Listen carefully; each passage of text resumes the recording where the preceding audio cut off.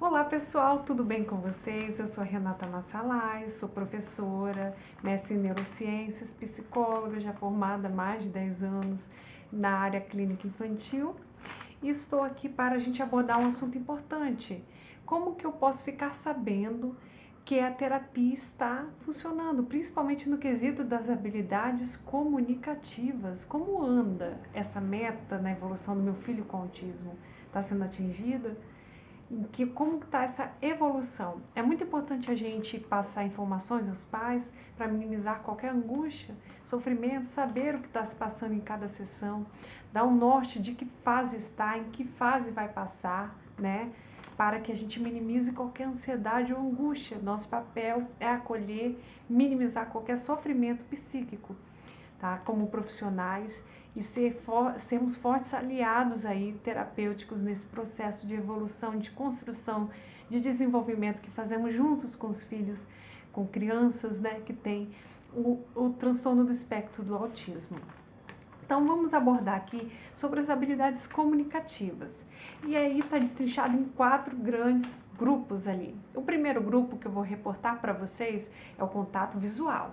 O segundo é a comunicação alternativa. O terceiro é a linguagem expressiva. E o quarto é a linguagem receptiva. Vamos ao primeiro fato, o primeiro fator ali importante a gente analisar e observar, que é o contato visual. No contato visual, eu separei uma lista de 6 ali questões para a gente avaliar, né, juntamente com os pais, dar essas informações para também proporcionar, né, informações importantes para eles. Por exemplo, o contato visual faz parte de uma habilidade comunicativa. A gente sabe que essa parte ela é muito comumente no diagnóstico. A gente vê, meu filho, quando bebê, não olhava muito para mim, quando era criança, olhava mais para o seu objeto de interesse do que para mim. Isso é comum, porque dentro do autismo a gente sabe que existe esse déficit aí de comunicação, de interação social. Isso faz parte do diagnóstico estatístico de transtornos mentais, o DSM-5.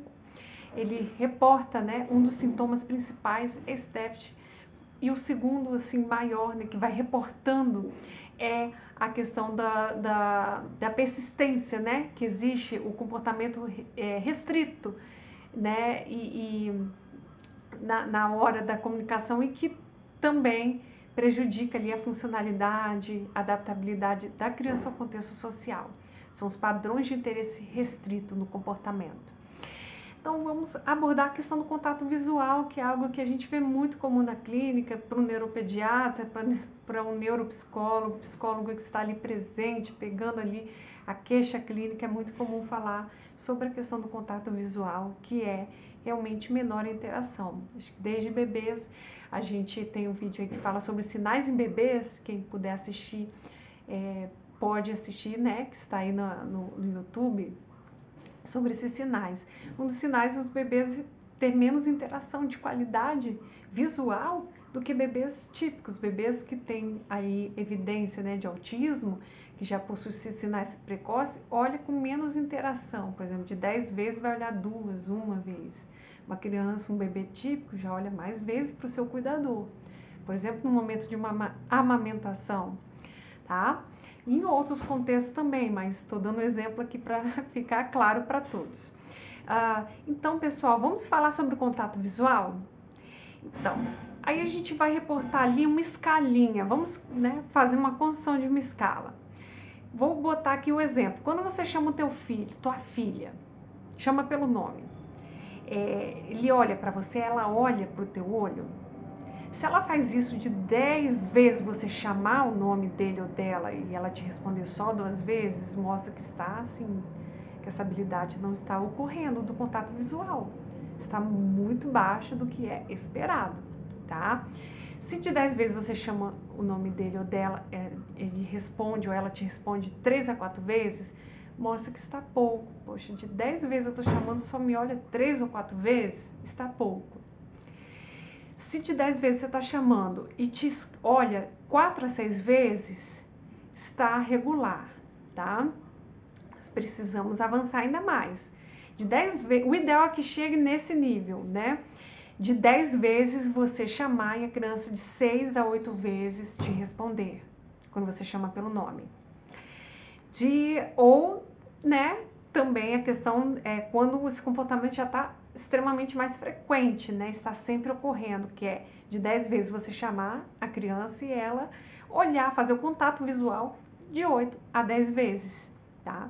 Então, esse caminho primeiro, né, nessa trajetória que a gente tem dentro do autismo, primeiro a gente faz 10, né, faz as 10 tentativas, primeiro sem ajuda, né, e depois passa, primeiro é com ajuda, corrigindo aqui, depois vai para sem ajuda, tá? Você faz essas tentativas primeiro, né, você vai fazendo, chamando, né, a criança, para o contato, né, visual. Oi, chama pelo nome, tá te respondendo ou não? Você vai fazer isso 10 vezes. Primeiro, sem com ajuda, né? Você vai usar, por exemplo, um objeto que é de alta magnitude de reforçamento, né? Você vai fazer análise de preferências, ver aquilo que é mais reforçador de brinquedos, comestível, objetos, algo tangível, né? E aquilo que for mais interessante para a criança, você vai anotar, vai verificar. Vamos dar um exemplo que é o relógio, algo que mais ama, é o hiperfoco da tua criança, do teu filho, tua filha. Você vai colocar aqui perto, né, da zona do contato visual e chamar o nome.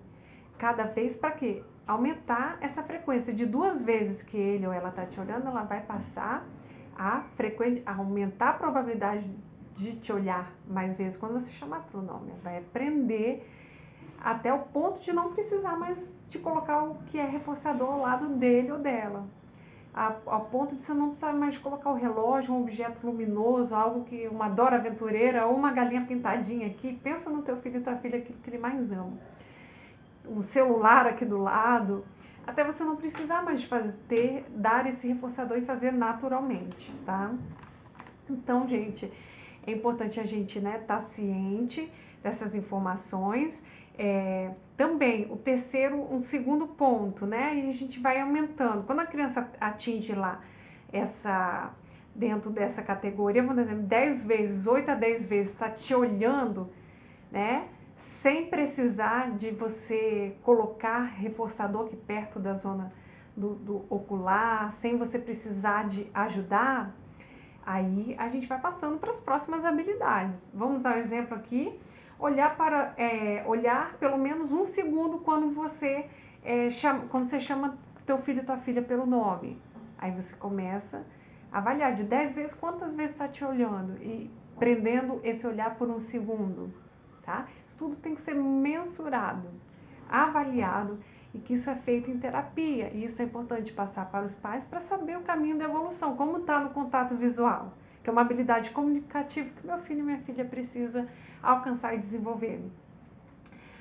O terceiro ponto, por exemplo, olhar nos olhos de uma pessoa durante uma interação por 3 segundos. Vai aumentando. Conseguiu alcançar teu filho ou tua filha menos de 1 segundo, aí vamos olhar, vamos verificar o próximo passo. E por 3 segundos, será que vamos tentar? Vamos estimular até chegar a 3 segundos? Então, você vai aumentando gradativamente. Depois, olhar nos olhos por 5 segundos, vai aumentando a frequência. E isso tudo você vai utilizando os reforçadores, utilizando aí toda a metodologia da ABA, tá? Para que a criança possa alcançar esse objetivo-alvo, tá? De ensino de repertório de novas habilidades comunicativas, tá? Ela olha a distância de 3 metros, então vamos começar a estimular, olhar, coloca o reforçador primeiro ali, 3 metros, né? E depois até não precisar de botar esse reforçador mais perto dele, até você não precisar mais reforçar, até fazer sozinho, até chegar de 10 vezes, 8 a 10 responder adequadamente, tá? Então, outro ponto também, ela olha olha a distância de 5 metros e olha ali para uma outra pessoa, ela faz esse olhar, ela olha mais para mais de uma pessoa durante as atividades ali, ela olha alternadamente tanto para mim quanto para outra pessoa quando está brincando. Então, é uma habilidade que vai construindo de um contato visual que não existe, que é bem baixo, de 10 a 2 vezes só responde, para chegar ao nível de olhar para você e depois olhar para outra pessoa alternadamente, Então, é uma construção que a gente vai fazendo nesse caminho e que é importante os pais estarem cientes para saber onde o meu filho está e onde a gente vai chegar juntos nessa evolução, tá? Outro ponto que eu preciso reportar é a comunicação alternativa, que ela é tão importante. A comunicação alternativa, a gente usa pistas, né, visuais, usa figuras ali, principalmente para crianças ali que são não verbais, né, autistas, que têm autismo e que são no nível que possui essa dificuldade, né, não tem ainda a fala desenvolvida. A gente usa a comunicação alternativa para estimular a fala, para desenvolver também. É um forte aliado também na terapia, tá? Então, por exemplo, na comunicação alternativa, que seria os comportamentos não verbais de apontar, de você usar figuras para se comunicar, ir verbalizando e aprendendo, fazendo associações, categorizações das figuras, né? Discriminação visual. Então, é muito importante. Por exemplo, coloquei um tópico aqui. Teu filho, tua filha, estende a mão para pegar aquilo que deseja? Ela faz essa comunicação de estender a mão para pegar aquilo que quer? Que é uma comunicação, faz parte da comunicação alternativa e que é um dos requisitos aí para a comunicação, né? Que faz parte também da habilidade comunicativa. De 10 vezes, quantas vezes ele estende a mão para pegar aquilo que quer? De 10 vezes, 2 vezes só? Então tem que melhorar. Vamos trabalhar isso em terapia em casa, né? Nesse contexto de pandemia, vamos focar nisso junto com os terapeutas. Juntos, papais e mamães juntos, né? Em trabalho de equipe. De 10 vezes, 3 a 4 está fazendo? Então, tá com pouca ainda habilidade né, na comunicação alternativa. Nessa capacidade, né? Vou estender, vou comunicar aqui externamente que eu quero estender aquilo que eu quero. A criança, por exemplo, eu quero o relógio, eu vou usar o relógio aqui como exemplo de reforçador. A criança ama o relógio. Aí ela estende a mão para pegar, ela quer. Então, se ela faz isso de 10 vezes, ela faz 2 vezes, está baixo. De 10 vezes ela faz, setar aqui o objeto que está na sua mão, ela né, usa 3 a 4 vezes, mostra que está pouca essa habilidade. De 10 vezes que está aqui o relógio que ela tanto quer, ela estende a mão para pegar. Ela pega, vamos lá, 4 a 6 vezes, está sendo regular. De 10 vezes que você coloca aqui, pertinho o reforçador que ela quer, ela estende a mão para pegar, que é uma das habilidades da comunicação alternativa, né? Ela vai estende para pegar. De 6 a 8 vezes, mostra que já está frequente esse comportamento da comunicação alternativa, ela está evoluindo nesse sentido. E de 10 vezes que você colocar ali pertinho, o objeto que ela tanto gosta, ela fazer 8 vezes a 10 vezes, eu vou pegar, de 8 a 10 vezes ela está aqui puxando, que ela quer isso, mostra que ela está com esse comportamento já adaptado, né, trabalhado, sem você precisar de ajuda, né? Sem você, às vezes, tá ali o relógio no meio da mesa, ela pega aquilo que quer, sem você pedir. Aí mostra essa evolução na comunicação alternativa. Outro ponto também, ela dentro da comunicação alternativa para ser trabalhado, né? Ela aponta para aquilo que deseja, tocando o dedo, né? No objeto, ela aponta. Tô aqui, ó, vou dar um exemplo, tá aqui em cima da estante. Isso aqui é a estante, a criança, ela aponta, quero. Ela fica apontando para aquilo que deseja, ela olha para mim e fala assim, ó, ela aponta, tipo, eu quero o meu relógio, que eu amo relógio. Disso ela faz quantas vezes, a frequência disso, tá? Que ela aponta. E aí a gente vai trabalhando ao ponto de aumentar essa frequência, tá? Ela faz gestos para se comunicar, ela aponta, dá tchau, ela senta, ela bate, né? Esses comportamentos não verbais que fazem parte da comunicação alternativa não está ocorrendo ou ocorre? Com que frequência ocorre? Tá? Consegue olhar, né, ali as figuras, as fotos, fazer pedidos, por exemplo, tem a foto da criança ali, água, pedindo água, ela mostra essa figura da criança pedindo água para dizer para o papai e mamãe, ó, água, eu quero isso aqui que está na figura, eu quero água, quero água. tá? Ou a figura, ela identifica as emoções, por exemplo, a figura do menino triste. Como é que está essa identificação? Ela consegue identificar o que é alegria, o que é tristeza, porque a gente sabe que dentro do autismo existe essa dificuldade, né? Existe essa alteração que a gente chama a teoria da mente. Essa área da neurônio espelho que fica aqui no córtex pré-frontal, ela é alterada.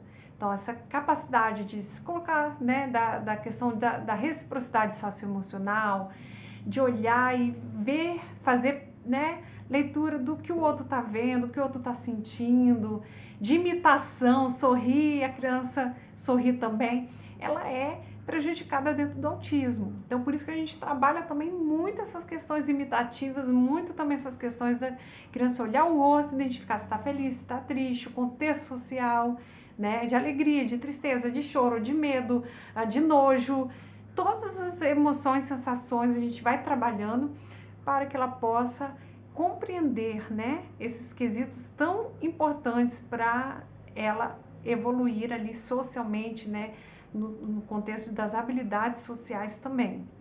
Então ela consegue olhar a foto, né, fazer pedido, quero água, igual a foto da criança bebendo água para fazer pedido, ou banheiro, quero banheiro, né? Claro que ela vai usar as pistas visuais até não precisar usar mais, até ela falar e verbalizar que quer o banheiro sem precisar. Tudo é uma construção, gente, tá? Toda criança tem a sua capacidade de aprendizagem. Basta a gente seguir sempre a ciência, a análise do comportamento aplicada de uma forma correta, para a gente garantir resultados e ali evolução e uma caminhada realmente de uma construção de saber, de habilidades que a aba proporciona por ser uma ciência tão consolidada e tão importante para o nosso dia a dia, tá? Para mudar comportamentos, para ensinar repertório de novas habilidades. Então, ela consegue olhar a foto, fazer pedido, ela utiliza essa comunicação, né, colocando a figura ali, ela expressa os verbos por meio da figura. Eu quero, igual ali, ela mostra, aponta, fala eu quero para expressar o que quer. Eu posso, eu faço. Ela utiliza, ela expressa sentimentos por meio de figura, ó, a carinha triste, aí por quê? Aí aponta para a figura, mamãe não deu para mim, não deixou eu brincar no parquinho, papai não deixou eu ir para o shopping. Então mostra isso em figuras, ela de forma discriminativa.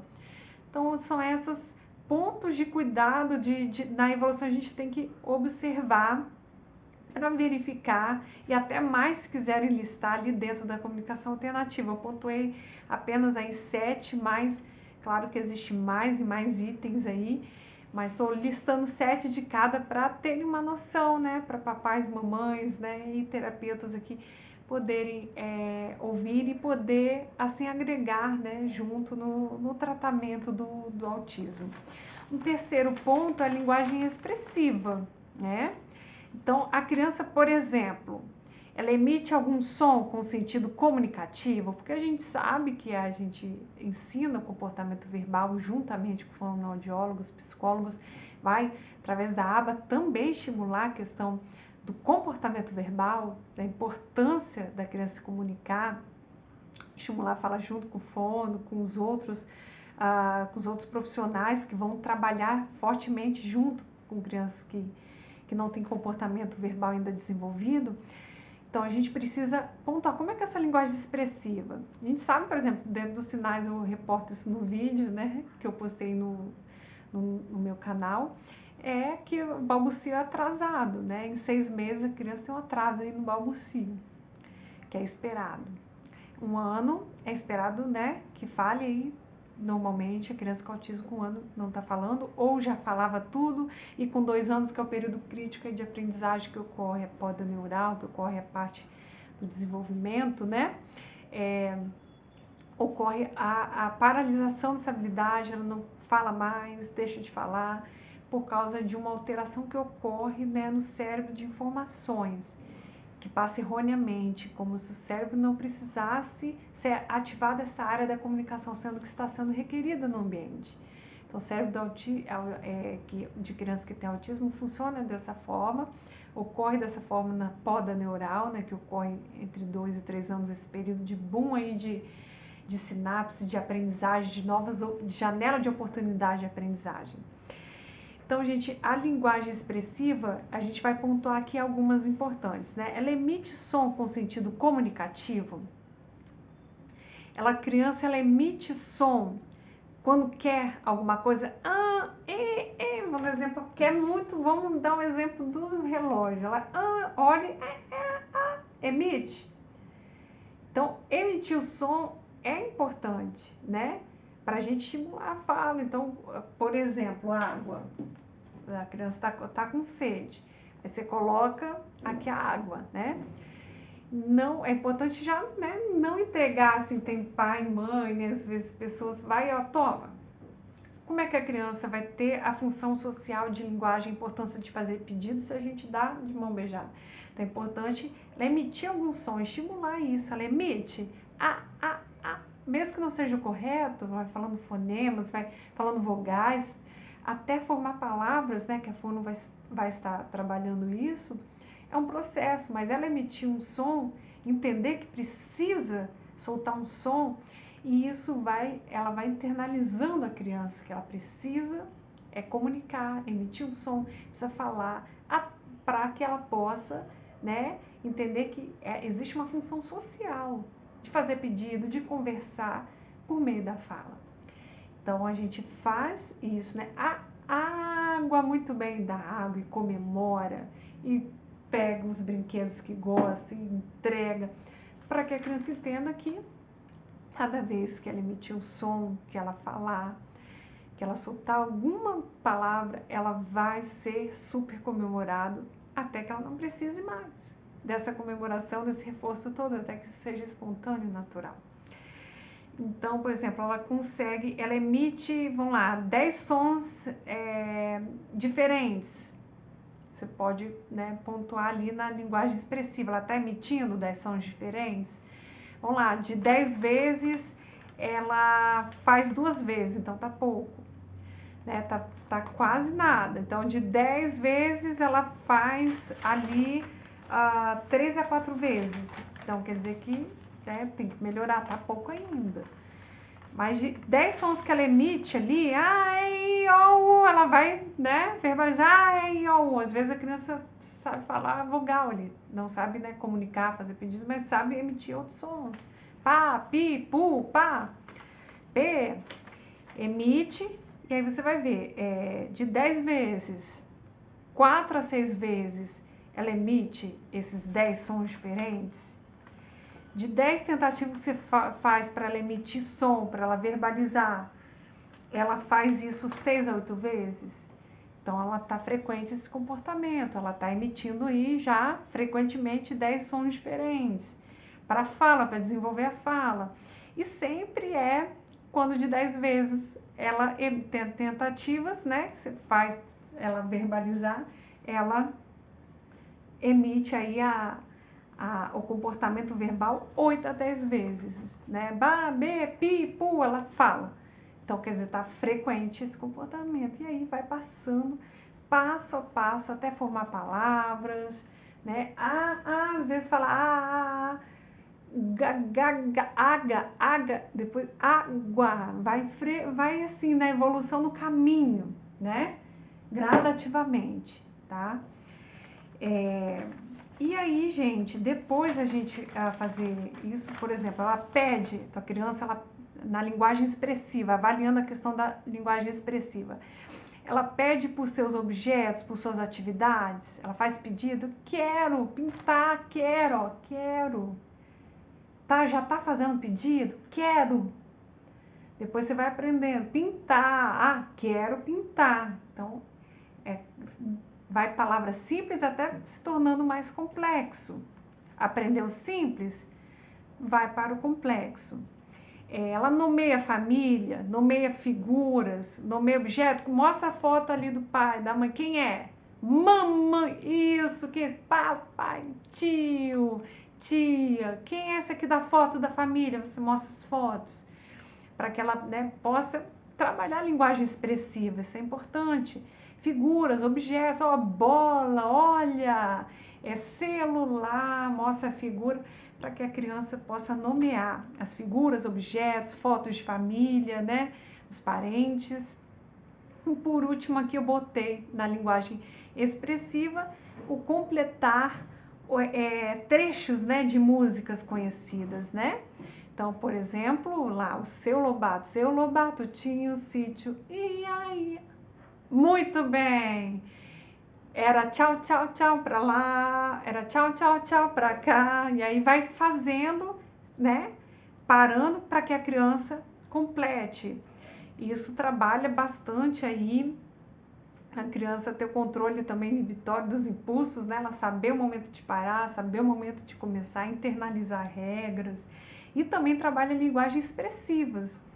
Ela consegue depois também de completar trechos de músicas conhecidas, você trabalha com ela conversar. E aí, como você está, né? Bem. Então vai trabalhando até a parte mais complexa, do básico até o complexo. E a última parte que eu pontuei aqui é a linguagem receptiva, gente. A linguagem receptiva, ou seja, o quanto que a criança está aprendendo tudo, né, que está aqui sendo demandado no ambiente. Ela tem alguma dificuldade de aprender, de internalizar esse aprendizado? Então, a linguagem receptiva é isso, o quanto que ela está aprendendo, né, sobre a comunicação, sobre as questões. Então, por exemplo, ela segue a instrução, você ensina para ela, segue a instrução de um passo, por exemplo, vai lá, pega para mim o relógio, um passo. Você está dando, né, o comando verbal de um passo, ir lá e pegar o relógio. Então, é um passo que você está pedindo. De 10 vezes, se a criança faz isso 2 vezes, 10 vezes que você fala, pega o relógio, ela faz 2 vezes, tá? Nenhuma habilidade ainda está bem baixa. Se de 10 vezes você pede, ela faz ali 3 a 4 vezes, tá pouco ainda. De 10 vezes você dá esse comando verbal para ela seguir esse primeiro passo, de pegar o relógio, ela fazer de 4 a 6 vezes, já está regular. Muito frequente é de 10 vezes que você pede para ela, pega o relógio, ela vai e pega 6 a 8 vezes. Ela vai fazendo. Sempre é de 10 vezes que você pedir para pegar o relógio, vai pegar 8 a 10 vezes. Ela vai pegar, você vai pedir, pega o relógio, vai, das 10 vezes que você pedir, ela vai pegar 8. Até 10. Aí quer dizer que ela está totalmente internalizou, ela aprendeu a obedecer comandos verbais. Tá? Ela seguiu a instrução de um passo. Depois você vai tornando complexo. Você pode pedir depois para a linguagem receptiva, né? Para ver essa habilidade, ela segue a instrução de 2 passos, ou seja, pegue o relógio para mamãe, para o papai, para a titia e depois a água. Então você vai fazendo os 2 passos, uma coisa depois outra. Depois de 3 passos, quero o relógio, quero água e quero que você pegue também a caneta. Então você vai tornando isso complexo e gradativamente. Primeiro com ajuda, depois sem ajuda alguma, ok? Depois, a criança, na linguagem receptiva, ela internaliza ali partes do corpo. Ela identifica cabeça, ombro, joelho, pé, olho, nariz, boca, né? Todas as partes. Ela identifica pessoas da família. Ela responde perguntas simples, por exemplo, o que você quer? Como é que está aí essa habilidade, que faz parte da linguagem receptiva? Ela está entendendo o que você está perguntando? Ela responde a perguntas também complexas, por exemplo, qual cor, sua cor preferida? Qual o time que você mais gosta? Qual o desenho que você mais ama? As perguntas que vão se tornando mais complexas. Responde. Identifica figuras e objetos no seu dia a dia. Ela sabe as figuras, os objetos, que ali que ali é a luz, que isso aqui é o relógio, que ela tanto ama. Ela identifica os objetos do dia a dia, tá? Então são esses pontos que a gente vai avaliar a frequência. Primeiro, né, sem ajuda, primeiro com ajuda e depois sem ajuda alguma. tá? Então é isso que eu quis trazer para vocês hoje no nosso vídeo, né? Essa importância aí das habilidades comunicativas, para dar um norte aos pais, mães aqui presentes, né, terapeutas, de onde eu estou indo e para onde eu vou chegar, o quanto que eu preciso trabalhar essas habilidades, principalmente as comunicativas dentro do autismo. Espero que tenham gostado e até a próxima, pessoal. Tchau, tchau!